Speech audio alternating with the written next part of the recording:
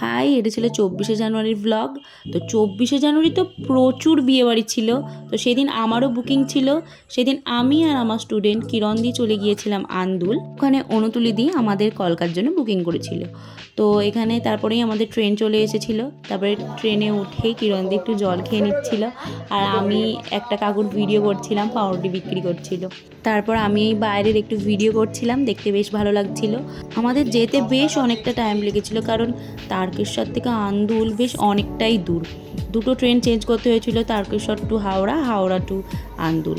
তো আমরা ওখান থেকে নেবেই কিছু খেয়ে নিয়েছিলাম, কারণ অনেকটা লেট হয়ে গিয়েছিলো, এবং গিয়েই কাজে বসে গিয়েছিলাম, কারণ পরপর 3টে ব্রাইড ছিল আমার। এই দিকটা রেডি হয়ে গিয়েছিল, তো এই দিকটাকেই ফার্স্ট টাইমে করে দিয়েছিলাম। এরপর ছিল আমার সেকেন্ড ব্রাইড।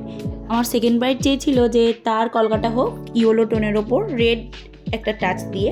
তো আমি সেইভাবেই করার চেষ্টা করেছিলাম, দিদি যেমন চেয়েছে। তো দিদি খুবই পছন্দ হয়েছিল। তোমাদের কেমন লাগছে কলকাটা আমাকে জানিও কমেন্ট বক্সে। এরপর ছিল আমার থার্ড ব্রাইড। থার্ড ব্রাইড পরেছিল ইয়েলোর ওপর পিঙ্ক পাড়ের একটা শাড়ি, খুব সুন্দর লাগছিল। তো একটু অন্যরকম, সাধারণত সবাই রেড পরে, কিন্তু এই দিয়ে পরেছিল হলুদ আর পিঙ্ক। তো আমি করেছিলাম সাদার ওপর ইয়েলো টোন দিয়ে। এরপর কাজ শেষ করেই আমরা বাইরে বেরিয়ে একটু চা খেয়ে নিচ্ছিলাম। তারপরে কিরণদি কিনেছিল দুটো পাঁপড়, কারণ আমাদের কাজ শেষ করে বেরোতে হয়ে গিয়েছিল 6:30।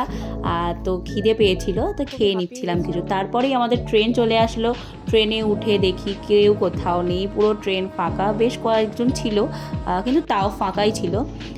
তো তোমাদের কেমন লাগছে আমার কাজ আমাকে জানাও, কারণ তোমাদের একটা লাইক, একটা কমেন্ট আমাকে আরও নতুন নতুন কাজ করতে ইন্সপায়ার করে। আজকের মতো এখানেই টাটা, দেখা হচ্ছে পরের ভিডিওতে।